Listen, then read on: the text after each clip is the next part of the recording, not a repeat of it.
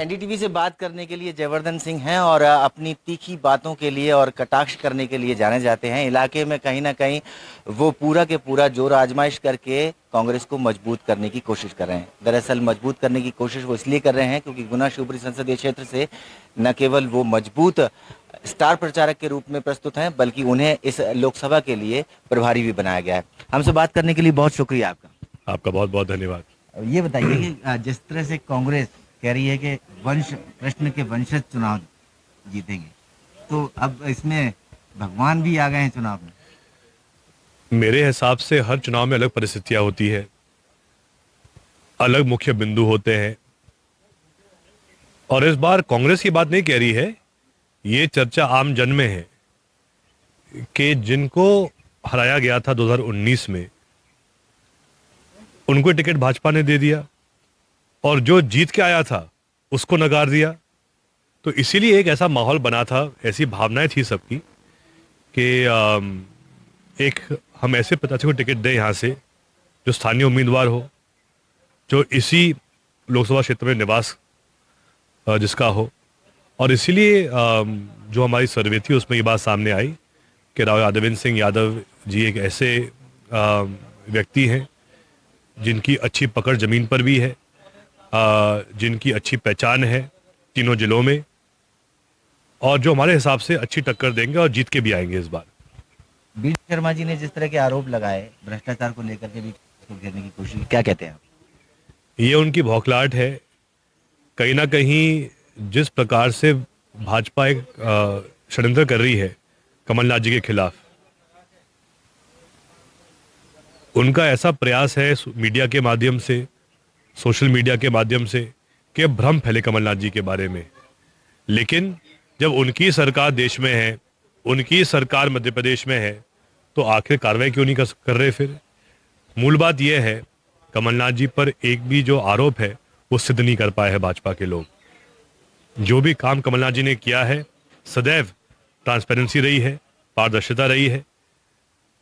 और कहीं ना कहीं भाजपा को इस बात का एहसास हो गया है कि जो भी वो ऐसे हल्की हरकतें कर रहे हैं, उसके बावजूद नकुल नाथ जी ऐतिहासिक मतों से जीत के आगे छिंदवाड़ा से, इसीलिए बीडी शर्मा जी ऐसी बातें कर रहे हैं।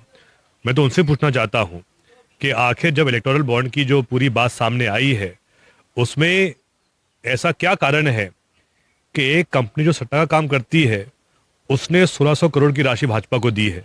आखिर ये कौन लोग हैं, इनके पास ऐसा पैसा, इतना पैसा कैसे आया, और आखिर जो ये पूरा पैसा सट्टा का है क्यों मिला भाजपा को? इसका जरूर वो उत्तर दे हमें। आप एक तरह से कांग्रेस से जाने वाले नेताओं को कचरा बता रहे हैं। सिंधिया जी को भी आपने कचरा बता दिया। आपने ये तक कह दिया कि वो किस टाइप के कचरा है भाजपा बताएगी। ये बात मैंने नहीं कही, ये बात भाजपा के मंत्री ने कही है कि जो भी ऐसे लोग हमारे पार्टी में आ रहे हो, कचरा आ रहा है हमारे पार्टी में।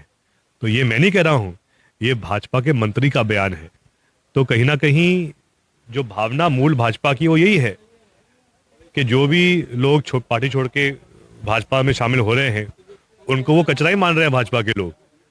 तो मैं शायद ये बयान अपने जो पंचायत ग्रामीण विकास मंत्री के द्वारा किया गया, तो मैं उनसे पूछता हूँ, जैसे जो लोग पहले आ गए थे सिंधिया जी जैसे, कि वो भी कचरा है उनके लिए।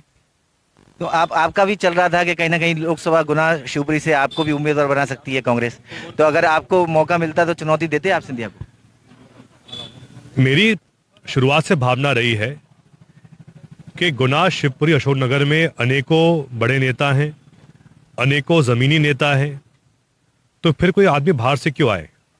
जो मेरा गृह क्षेत्र राहुगढ़ है वो आता है राजगढ़ लोकसभा में, और मेरी तो उसमें एक सलाह एक ही रही थी स्क्रीनिंग कमेटी को भी, सभी हमारे शीर्ष नेतृत्व को, कि स्थानीय आदमी को टिकट कांग्रेस दे। क्योंकि हमारा उद्देश्य ये होना चाहिए है, कोई आदमी ग्वालियर से या दिल्ली से आके यहाँ पर नेतृत्व करे वो सही नहीं है। जो आदमी इस लोकसभा क्षेत्र का है उसी को मौका दिया जाए और उन्हीं को हम सांसद बना के देंगे। एक आखिरी सवाल पूछेंगे चलते चलते। आप और आपके पिताजी दोनों लगातार ईवीएम को कोसते हैं, क्या कारण है? क्यों ऐसा लगता है आपको कि ईवीएम दोषी है? अगर ईवीएम दोषी है तो फिर आप चुनाव कैसे जीते? क्योंकि आज जो जमाना आ गया है टेक्नोलॉजी का, एआई का, जब हम लगातार खबर सुन रहे हैं पूरे विश्व में कि आईफोन जैसी चीजें जब हैक हो रही है, तो ईवीएम कौन सी बड़ी बात है? आजकल कोई भी ऐसी मशीन जिसमें सॉफ्टवेयर है उसके साथ छेड़छाड़ की जा सकती है। और चाहे मैं स्वयं जीता हूं 3 बार लगातार ईवीएम के माध्यम से, लेकिन मैं उस पर भरोसा नहीं करता हूं। जब सब विकसित देश भी आज, चाहे अमेरिका हो, इंग्लैंड हो, जब ये सब भी देश भी बैलेट पेपर से मतदान करा रहे हैं, हम क्यों नहीं करवा रहे हैं? और जो ऐसे कुछ देश है यूरोप में जो मशीन का उपयोग करते हैं, उस मशीन पे बटन दबाने के बाद भी उनको पर्ची मिलती है, हाथ में मिलती है, और वो स्वयं उसको डालते हैं बॉक्स में। यही व्यवस्था हो जाए, हम यही मांग कर रहे हैं।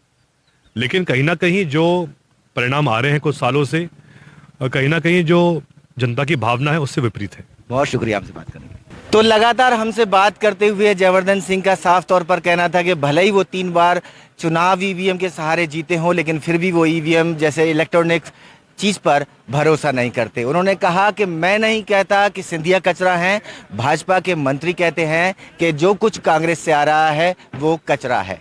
और भी कई सवालों के उन्होंने सीधे सीधे उत्तर देते हुए कहा कि निश्चित तौर पर कांग्रेस कमाल करेगी और इस चुनाव में कृष्ण के वंशज चुनाव जीतेंगे। शिवपुरी से अपने कैमरा साथी नितिन शर्मा के साथ अतुल गौड़, एनडीटीवी।